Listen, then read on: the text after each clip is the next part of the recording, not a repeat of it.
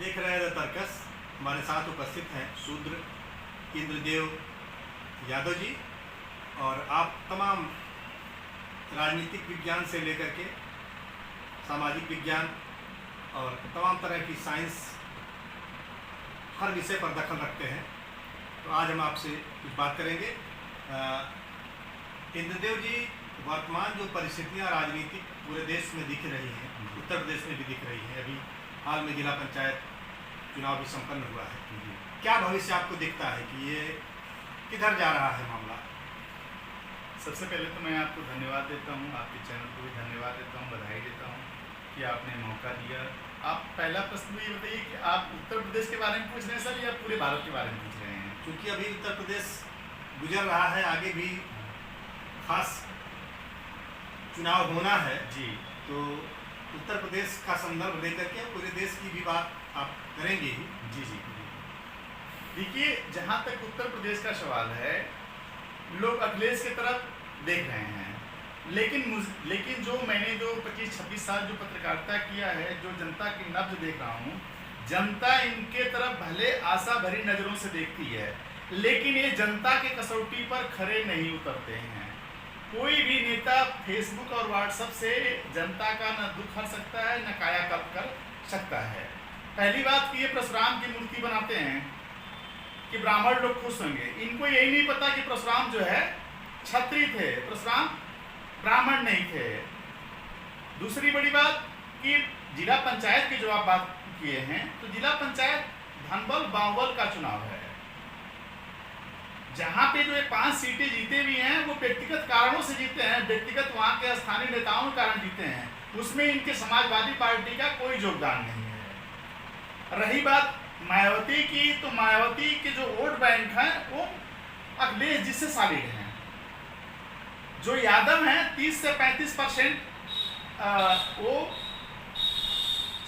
जो है अखिलेश जी को पसंद नहीं करते हैं, और लगभग 50 से 55% यादव उनको सपोर्ट करते हैं। लेकिन आप फिरोजाबाद में से लेके, इटावा से लेके, मैनपुरी से लेके आप देख लीजिए, यादव बेल्ट है, लेकिन मैनपुरी की सीट ही नहीं बचा पाए।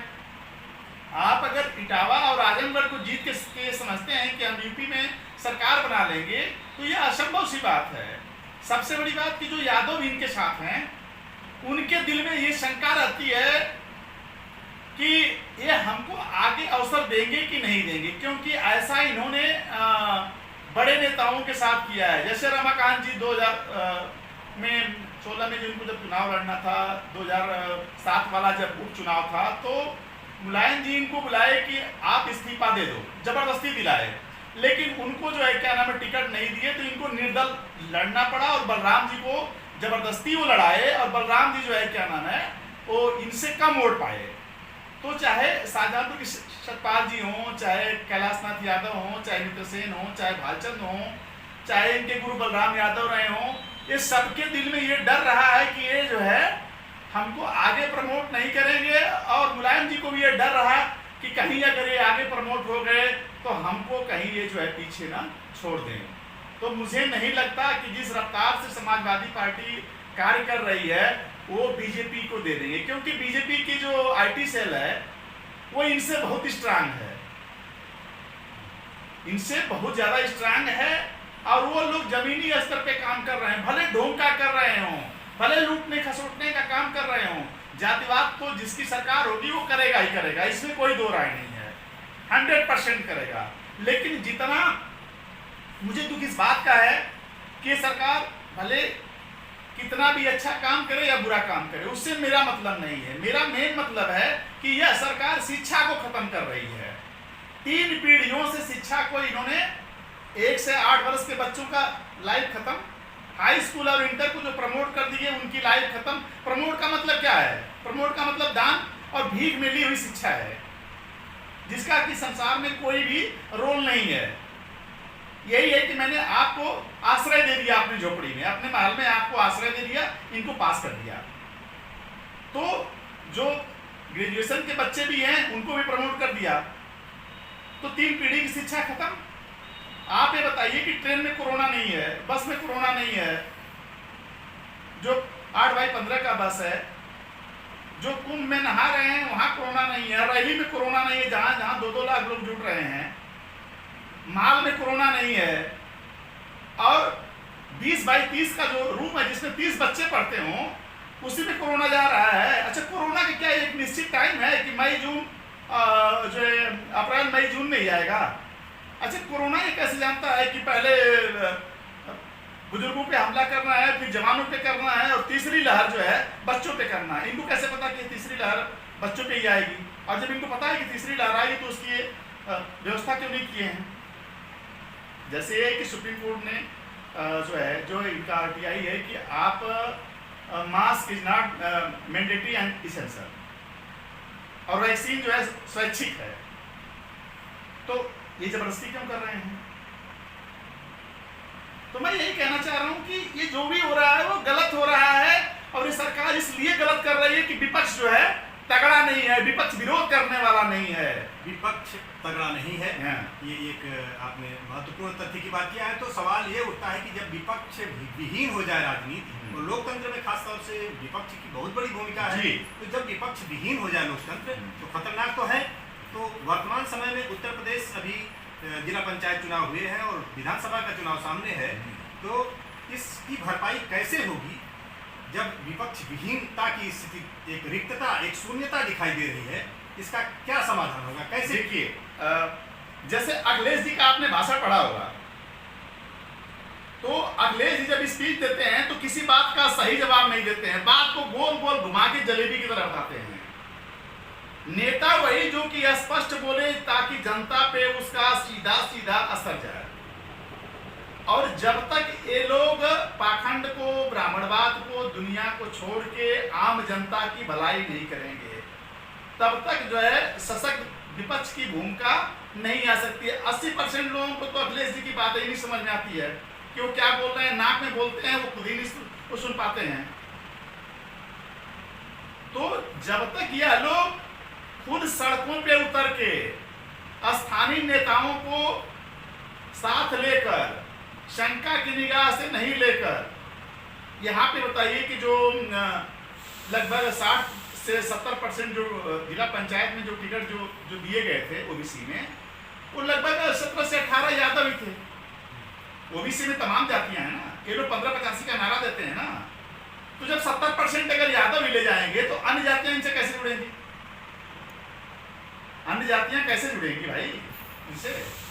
तो इनको समाज में समान भागीदारी करते हुए हर जातियों पर ध्यान देना होगा, तभी ये आगे बढ़ सकते हैं। लेकिन मुझे तो ये कहीं लगता है कि 2022 की अगर यही स्थिति रही तो इनसे ज्यादा मायावती सीट ले जाएगी। मुझे सबसे बड़ा दुख इस बात का है। कोई राजनीतिक विकल्प उत्तर प्रदेश में 22 के चुनाव के लिए आपको कुछ गुंजाइश कहीं नजर आ रही है? अगर 22 के चुनाव में अगर ये लोग कुछ अगर करते हैं तो करते हैं, नहीं तो 2022 के बाद वामसेफ और भारतीय पिछड़ा शोषित समाज ये 2027 में सरकार जरूर बनाएगा। 2022 में इसलिए लोग इनको नहीं छेड़ रहे हैं कि ताकि अखिलेश और मायावती ये न कहें कि आप लोगों ने हमारा विरोध किया। ठीक है, 2027 में वो लोग अपनी सरकार 100% बनाएंगे, तब तक जो है क्या नाम है, लोग बीजेपी के शासन से की और कलई खुल जाएगी, और जब और कलई खुल जाएगी तो जनता जो है इनसे अपने किए हुए कर्मों का हिसाब जो है पक्का लेगी। और एक बात मैं और कहना चाह रहा हूं कि अगर 2022 में अगर अखिलेश जी नहीं जीते तो 1857 में जिस तरह मुगल वंश का बहादुर शाह जफर अंतिम शासक हुआ था, उसी तरह से इनके परिवार का कोई नाम लेवा नहीं रहेगा। यह मेरी जो है भविष्यवाणी समझ लीजिए या सत्यवाद समझ लीजिए। सुरेंद्र देव यादव की भविष्यवाणी आप अभी सुन रहे हैं, और हम आपसे इस ज्वलंत मुद्दे पर चर्चा कर रहे थे। तो इसका मतलब कि आने वाला चुनाव अभी यथास्थिति कायम रहेगी, और जनता के लिए, किसानों के लिए, विद्यार्थियों के लिए, शिक्षा के क्षेत्र में अभी भी अनिश्चय और अंधकार का एक भंवर कायम रहेगा, जो शायद भविष्य बताएगा कि हम किधर जा रहे हैं। अखिलेश जी को जात से मतलब नहीं है, समाज से मतलब नहीं है, मायावती को जात से मतलब नहीं है, समाज से मतलब नहीं है।